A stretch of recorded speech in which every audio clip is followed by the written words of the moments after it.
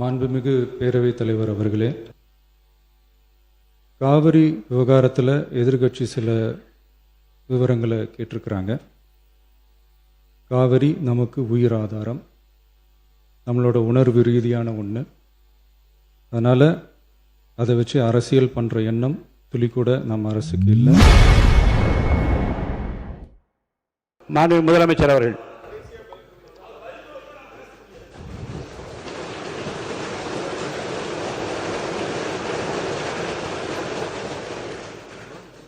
மாண்புமிகு பேரவைத் தலைவர் அவர்களே, காவிரி விவகாரத்தில் எதிர்கட்சி சில விவரங்களை கேட்டிருக்கிறாங்க. காவிரி நமக்கு உயிர் ஆதாரம், நம்மளோட உணர்வு ரீதியான ஒன்று. அதனால் அதை வச்சு அரசியல் பண்ணுற எண்ணம் துளி கூட நம்ம அரசுக்கு இல்லை.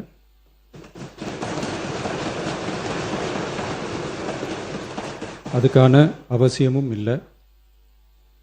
மேகதாது விவகாரத்தில் நாம் எல்லாரும் சேர்ந்து தான் தீர்மானம் போட்டோம்.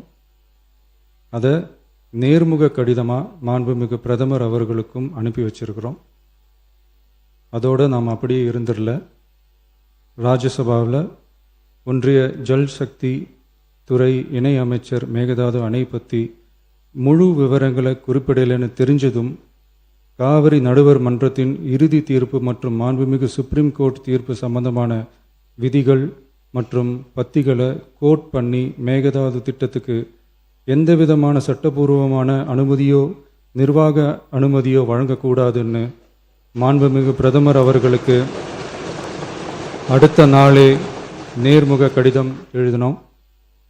காவிரி நதிநீர் பங்கீட்லேயும் சரி, மேகதாது அணை கட்டுற முயற்சிகளை தடுக்கிறதுலையும் சரி, தமிழ்நாட்டோட உரிமையை நம்ம அரசு கொஞ்சம் கூட விட்டு தரவே தராது.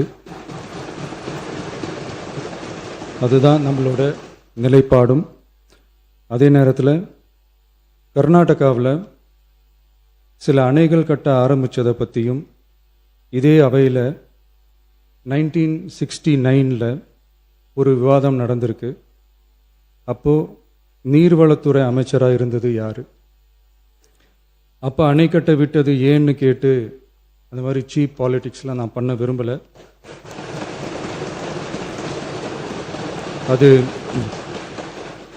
அது நம்ம நோக்கமும் இல்லை. ஏன்னா காவிரி விவகாரத்தை ரொம்ப கவனமாக கையாளணும். எந்த கட்சி ஆளுகிறது, எந்த கட்சிக்கு பெருமை, யாருக்கு பெருமைன்னெலாம் பார்க்கக்கூடாது. இது தமிழக மக்களுடைய பிரச்சனை அப்படின்னு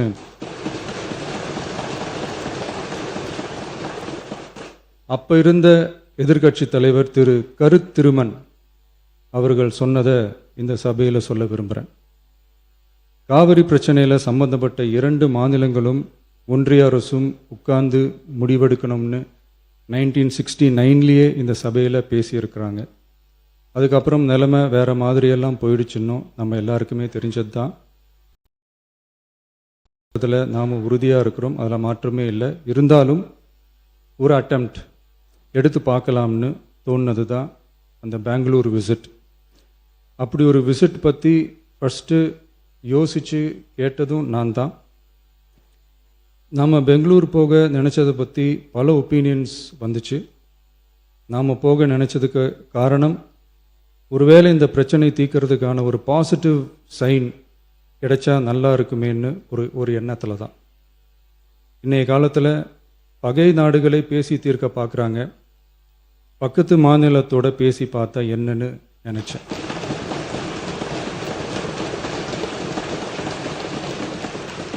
அதனால தான் அப்படி ஒரு அட்டெம்ப்ட் எடுக்க நான் ட்ரை பண்ணோம். ஒருவேளை அந்த அட்டெம்ப்டில் ஒரு அவமானம் நேர்ந்தால் என்ன செய்யன்னு சில பேர் கேட்டாங்க. அப்படி நடந்தால் தமிழ்நாட்டு மக்களுக்காக அதையும் தாங்க தயாராக தான் இருக்கேன்.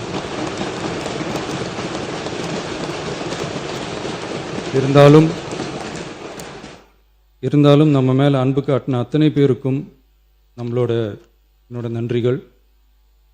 இந்த காவிரி விவகாரம் பற்றி மாண்புமிகு நீர்வளத்துறை அமைச்சர் அவர்கள் உரிய விளக்கம் அளிப்பார். அதே மாதிரி காவிரி பிரச்சனையால் பாதிக்கப்பட்ட விவசாயிகளுக்கான அந்த இன்சூரன்ஸ் பிரீமியம் அரசே கட்டுறதை பற்றி கேட்டிருந்தாங்க. அதுக்கான விரிவான பதிலை மாண்புமிகு விவசாய அமைச்சர் அவர்கள் தருவார்.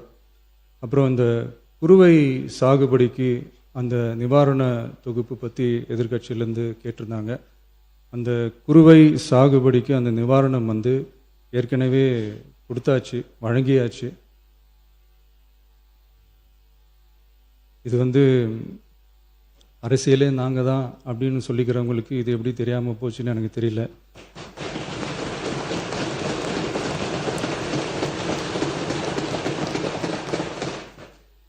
முன்ன பின்ன பேப்பர் படிச்சிருந்தா நாட்டில் என்ன நடக்குதுன்னு தெரிஞ்சிருக்கும்.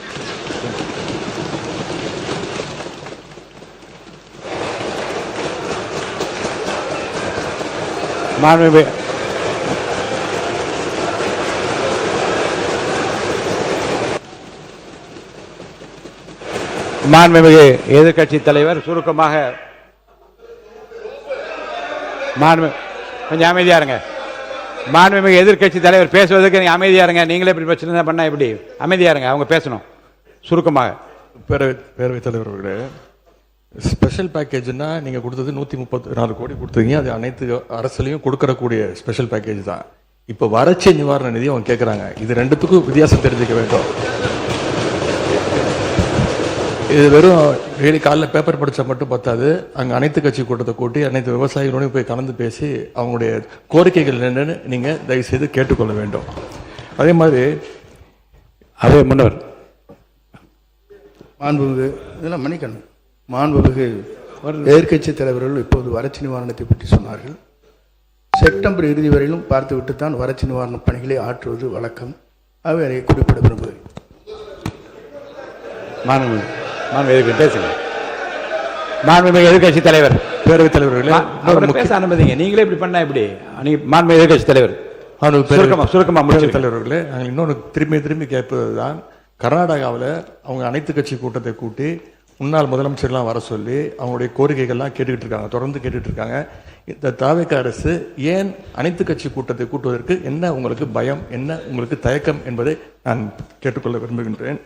அதே மாதிரி குறுவை பாதித்த சம்பவம் இன்னைக்கு கேள்விக்குறியாக நிலையில விவசாயிகளுடைய தொடர் கோரிக்கை டெல்டா மாவட்டங்களை வறட்சி பாதித்த மாவட்டங்களாக அறிவித்து அதற்கான உரிய நிவாரணங்களை அவங்க தொடர்ந்து கேட்டுட்டு இருக்கிறாங்க.